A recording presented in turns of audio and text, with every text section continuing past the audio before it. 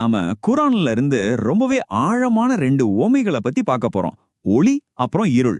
இந்த ரெண்டையும் வச்சு மனிதனோட ஆன்மீக பயணத்தையும் அவன் சந்திக்கிற தடுமாற்றங்களையும் எவ்வளவு அழகா சொல்லப்பட்டிருக்குன்னு பார்க்கலாம். வாங்க உள்ள போலாம். பாருங்க, இது வெறும் வார்த்தைகள் மட்டும் இல்ல.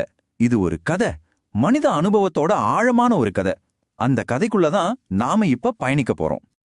இங்க பாத்தீங்கன்னா ஒரு பக்கம் மூல அரபிலையும் இன்னொரு பக்கம் அதோட தமிழ் மொழிபெயர்ப்பையும் கொடுத்திருக்கோம். இதுல இருந்து என்ன தெரியுது? ஒரு செய்தி அது மொழியையோ கலாச்சாரத்தையும் தாண்டியும் நம்மள சேரும் அப்படிங்கிறதுக்கு இது ஒரு நல்ல உதாரணம். சரி, இந்த ஊமைகளுக்குள்ள போறதுக்கு முன்னாடி இதுக்கான ஒரு பின்னணியை நாம புரிஞ்சுக்கணும். அதுக்கு நாம 16வது வசனத்தை பார்க்கணும். இது ஒரு விதமான வியாபாரத்தை பத்தி பேசுது, ஒரு ஆன்மீக வியாபாரம். ஆனா அது ஒரு நஷ்டமான வியாபாரம். அந்த நஷ்டமான வியாபாரத்தோட விளைவு என்னங்கிறது தான் வரப்போற 2 ஊமைகளோட மையக்கரு. அப்போ விஷயம் என்னன்னா, நாம இங்க பேச போற இந்த மக்கள் ஒரு தப்பான வியாபாரத்தை பண்ணிருக்காங்க. அதாவது நேர்வழிக்கு பதிலா வழிகேட்ட விலை கொடுத்து வாங்கியிருக்கிறாங்க. இதுதான் இங்க இருக்கிற முக்கியமான சிக்கலே. இந்த ஒரு விஷயம்தான் அடுத்து வரப்போற கதைகளுக்கு அடிப்படையா அமையுது. சரி, இப்போ நாம முதல் உவமைக்குள்ள போலாம். அரபில இத மதல்னு சொல்லுவாங்க.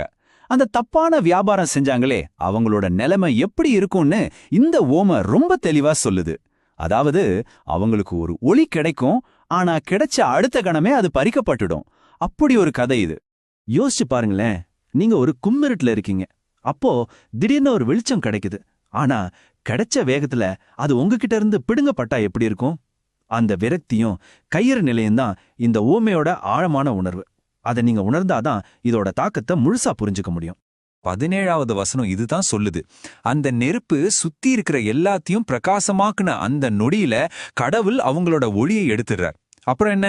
அவங்களால எதையும் பார்க்க முடியாதபடி கும்மிருட்டுல தவிக்க விட்டுடுறார். பாருங்க, ஒரே நொடியில நம்பிக்கை எப்படி சதைஞ்சு போகுதுன்னு. இந்த கதைய நாம படிப்படியா பிரிச்சு பார்க்கலாம். முதல்ல ஒருத்தர் நெருப்ப மூட்டுறார். அந்த நெருப்பு ஒரு வெளிச்சத்தையும் ஒரு நம்பிக்கையும் கொடுக்குது. ஆனா அந்த சந்தோஷம் நிலைக்கல. கடவுள் அந்த ஒளியை எடுத்துடுறார்.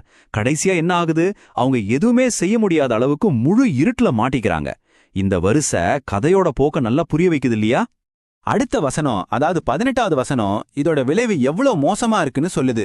அவங்க செவிடர்கள், ஊமைகள், குருடர்கள் ஆகிவிட்டதா சொல்லப்படுது. இதுக்கு என்ன அர்த்தம்னா, அவங்க நல்லது கெட்டதை கேட்கவோ பேசவோ பார்க்கவோ முடியாத ஒரு நிலைக்கு போயிட்டாங்க. அதனால அவங்களால நேர்வழிக்கு திரும்பவே முடியாதுன்னு சொல்லப்படுது. இது ஒரு இறுதி நிலை. அப்போ இந்த ஊமையில வர்ற நெருப்புங்கிறது எதை குறிக்குது? அதுதான் கேள்வி. இது உண்மை அல்லது இறை வழிகாட்டுதலோட ஒரு சின்ன கீற்று, ஒரு மின்னல் மாதிரி வந்துட்டு போற ஒரு வாய்ப்பு. ஆனா அவங்க அதை சரியா பயன்படுத்திக்க தவறுனதால இல்லனா நிராகரிச்சதால கடைசியில இருட்டுல மூழ்கிடுறாங்க. நெருப்புங்கிற அந்த உவமை ஒரு தனிப்பட்ட விரக்திய, அமைதியா நடக்கிற ஒரு இழப்ப காட்டுச்சு. ஆனா இப்போ நாம பார்க்க போற அடுத்த உவமை முற்றிலும் வேற மாதிரி. இது ஒரு கட்டுக்கடங்காத புயல். இது குழப்பம், பயம், அப்புறம் ஒரு நிச்சயமற்ற தன்மையோட முழு உருவம். இப்போ நாம 19, 20வது வசனங்களை பார்க்கலாம். இந்த புயல் ஓமையில என்னென்ன நடக்குதுன்னு பாருங்க. முதல்ல வானத்திலிருந்து ஒரு பெரிய மழை கொட்டுது. அதுல கும்பிரிட்டு, காதை கிழிக்கிற இடி, கண்ணை பறிக்கிற மின்னல் எல்லாமே இருக்கு. மக்கள் சாவு பயத்துல காதுகளை புத்திக்கிறாங்க. அப்ப மின்னல் அடிக்கும் போது அந்த வெளிச்சத்துல கொஞ்சம் தூரம் நடக்கிறாங்க. வெளிச்சம் போனதும் அப்படியே நின்னுடுறாங்க. பாருங்க, எவ்வளவு ஒரு குழப்பமான பயங்கரமான காட்சி. இதை இன்னும் சிம்பிளா புரிஞ்சுக்கலாம். ஒளிக்கும் இருளுக்கும் நடக்கிற ஒரு போராட்டம் இது. மின்னல் வெளிச்சம் கிடைக்கும்போது அவங்களுக்கு வழி தெரியுது, நடக்கிறாங்க. ஆனா அடுத்த கணமே இருள் சூழ்ந்ததும் அப்படியே ஸ்தம்பிச்சு நின்னுடுறாங்க. இது ஒரு தொடர்ச்சியான பயணம் இல்ல, நின்னு போற ஒரு நிலையற்ற நிலைமை. சரி, அப்போ இந்த புயல் உவமை எதை குறிக்குது? இது ஒரு மனநிலையை குறிக்குது. ஆழ்ந்த சந்தேகம், பயம், இதுலெல்லாம் சிக்கி தவிக்கிற ஒரு மனநிலை. இதுல மின்னல்ங்கிறது அப்பப்போ வந்துட்டு போற உண்மையின் வெளிச்சம். ஆனா குழப்பம்ங்கிற அந்த கும்மிருட்டு அந்த வெளிச்சத்தை உடனுக்குடனே முழுங்கிடுது. அதனால அவங்களால ஒரு தெளிவான முடிவுக்கே வரவே முடியல. இப்ப பாருங்க, ரொம்பவே சக்தி வாய்ந்த இந்த 2 உவமைகள் மூலமா வழிகேட்ல இருக்கிறவங்களோட நிலைய விளக்குனதுக்கு அப்புறம் இந்த வசனங்களோட துணி திடீர்னு மாறுது. இப்போ இது ஒரு குறிப்பிட்ட கூட்டத்தை பத்தி மட்டும் பேசல. இது ஒட்டுமொத்த மனித சமுதாயத்துக்கே ஒரு அழைப்பு விடுக்குது, ஒரு உலகளாவிய அழைப்பு.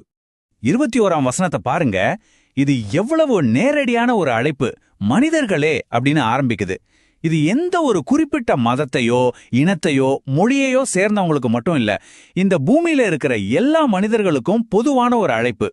அப்படியே அடுத்த வசனத்துல ஒரே ஒரு படைப்பாளன் இருக்காங்கிறதுக்கு நம்மள சுத்தி இருக்கிற இயற்கையிலிருந்து சில ஆதாரங்களை காட்டுது.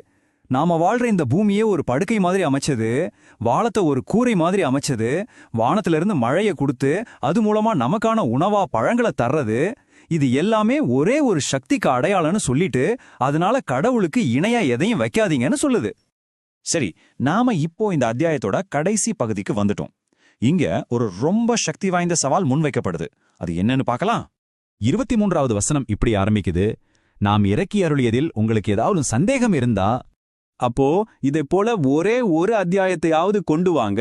நீங்க சொல்றது உண்மைன்னா அல்லாவை தவிர மத்த உங்க உதவியாளர்கள் எல்லாரையும் கூட அழைச்சிக்கோங்க அப்படின்னு சொல்லுது. பாருங்க, இதான் அந்த முழுமையான சவால். இந்த வேதத்தோட தன்மையை பத்தின எவ்வளவு நேரடியான உறுதியான ஒரு அறிவிப்பு இது. மனித சக்தியால இது மாதிரி ஒன்ன உருவாக்கவே முடியாதுன்னு இது ரொம்ப திட்டவட்டமா சொல்லுது. இப்போ இந்த ஒரு கேள்வியோட நம்ம இந்த விளக்கத்தை நிறைவு செய்யலாம். ஒரு வேதம் தன்னையே முழுமையானது, ஈடு இணையற்றதுன்னு உரிமை கோருதுன்னா அதுக்கு என்ன அர்த்தம்? இந்த ஒரு கேள்வியை உங்க சிந்தனைக்கு விட்டுட்டு இந்த உரையாடலை முடிக்கிறேன்.